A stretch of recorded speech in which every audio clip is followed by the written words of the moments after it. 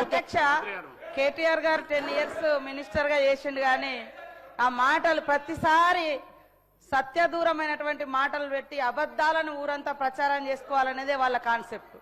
ఇవాళ మేము మహిళలకు ఒక లక్ష్యంతో పనిచేస్తున్నాం. 1 కోటి మంది మహిళల్ని కోటీశ్వరులను చేయాలనుకున్నాం. అరే ఇప్పటి వరకు టౌన్ లో రూరల్ లో 57,000 కోట్ల రూపాయలు వాళ్లకు బ్యాంకుల ద్వారా స్త్రీనిధి ద్వారా ఇవ్వడం జరిగింది.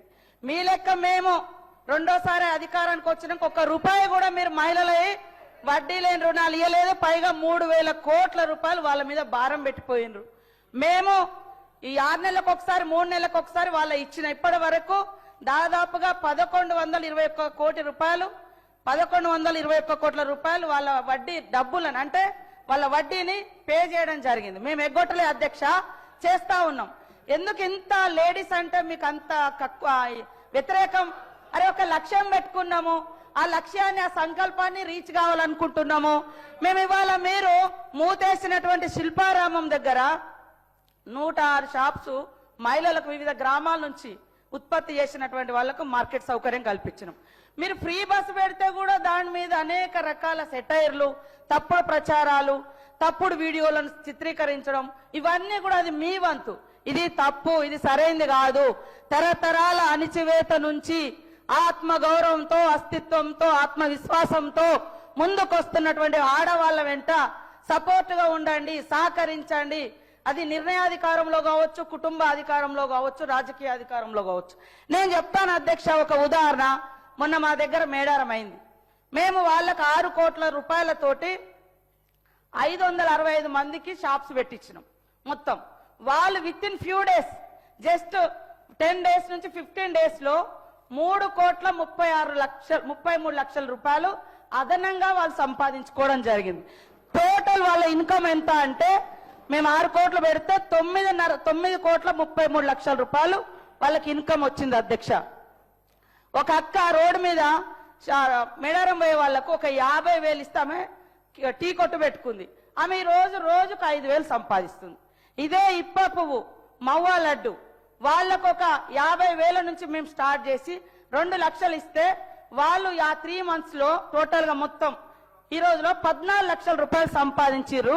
ఫ్యూ డేస్ లో 1 week 15 days లో 5 లక్షల రూపాయలు సంపాదించారు అధ్యక్ష. ఇదొక మారుమూల అటవీ ప్రాంతాల నుంచి వచ్చి జరుగుతున్నటువంటి వ్యవస్థ. దాన్ని బట్టి మేము వాళ్ళందరికీ ఒక నమ్మకం ఇస్తున్నాం. మీరు ఇట్లా చేసుకోండి, ఈ రకంగా బ్యాంక్ లింకేజ్ ఇస్తాం, దాంట్లో ఇంతవరకు మాఫీ చేస్తున్నాం. ఇది తప్ప అధ్యక్ష? ప్రతిసారి ఎగతాళి మాటలు, బస్సు పెడితే ఎగతాళి, వడ్డీ అంటే వడ్డీ లేని రుణాలంటే ఎగబోతా. మీరేం చేశారు మరి 10 ఏళ్ళు? ఇవాళ మీరు ఇన్ని మాటలు మాట్లాడుతున్నారు. కేటీఆర్ గారు మీరు మాట్లాడినవన్నీ ఒక్కసారి మిమ్మల్ని మీరు ఆత్మ పరిశీలన చేసుకోండి. మీరు 10 ఏళ్లలో ఎన్ని ఇళ్ళు ఇచ్చారు? ధనిక రాష్ట్రం అని గొప్ప చెప్పారు కదా, మరి ఎందుకు పేదోళ్ళకి ఇల్లులు ఇవ్వలేదు? మరి ఎందుకు అందరికి ఉద్యోగాలు ఇవ్వలేదు? ఎందుకు దళితులకు భూములు పంచలేదు? మరి ఎందుకు మీరు అదే 2019 బడ్జెట్ లో 100 కోట్లు నిరుద్యోగ భృతి అని 100 కోట్ల రూపాయలు బడ్జెట్ లో కూడా యాడ్ చేశారు? మరి ఎందుకు ఇవ్వలేదు? ఎందుకు ఇవ్వలేదు అంటున్నా. చెప్పడానికి బాగానే ఉంది, మరి ఎందుకు చేయలేదు? ఇవాళ మీరు చేయలేదు. మీరు చెప్పండి, ఆడళ్ళ అభయహస్తం డబ్బులను కూడా మీరు వాడుకున్నారు, ఎందుకు ఇవ్వలేదు? అప్పుడు వైఎస్ఆర్ గారి హయాంలో వాళ్ళు జమ చేసుకున్నారు, ఇయ్యలేదు. ఇప్పుడు మేము ఒక్కొక్కటి నెరవేర్చుకుంటూ వస్తున్నాం. మీరు ఏమంటారు? గ్యారంటీ ఒక్కటే అమలు చేయలే. అరే రైతు రుణమాఫీ మీరు ఎట్టే టైంలో రైతు రుణమాఫీ అన్నారు, 10 ఏళ్లలో కూడా కంప్లీట్ చేయలేకపోయారు. అవే కదా అట్లా మిగిలి ఉన్నాయి. ఇవాళ 0 బిల్ ఇస్తలేమా? 200 యూనిట్ల కరెంట్ ఇస్తలేమా? 4.5 లక్షల ఇల్లులు 4.5 లక్షల ఇల్లులు కూడా మరి గ్యారంటీలోనే కదా. ఏదైతే 6 గ్యారంటీలలో 4.5 లక్షల ఇల్లులు కూడా ఉంది, 5 లక్షల ఇల్లు. మరి మీరు ఎన్ని ఇల్లు ఇచ్చారు 10 ఏళ్లలో చెప్పండి? ఇవాళ మీరు ఇవ్వకుండా మీరు ఎంతసేపు బదనం ఇది బంద్ చేయండి. ముఖ్యంగా ఆడళ్ల పట్ల, అది మీ కుటుంబ సభ్యులైనా బయట మాలాంటి అక్క చెల్లెలైనా ఎదగనివ్వండి అని మేము మాట్లాడు. ఆడళ్ల మీద నిష్ఠూరాలు ఎందుకు? ఆడళ్ల బస్సుల మీద నిష్ఠూరాలు ఎందుకు? ఆడళ్ల వడ్డీ లేని రుణాల మీద నిష్ఠూరాలు ఎందుకు? కాబట్టి ఈ రోజు మీరు చేసినటువంటి అప్పుల కుప్ప మూలంగానే ఈ రోజు ఈ ప్రభుత్వం అనుకున్న నిర్ణయాలను ఇంకా కంప్లీట్ చేయలేకపోయినాం. మీరు అంతా ధనిక రాష్ట్రం అన్నప్పుడు మీరిచ్చిన హామీలన్నీ ఎందుకు అమలు చేయలేకపోయారో గదానికి ముందు చెప్పండి.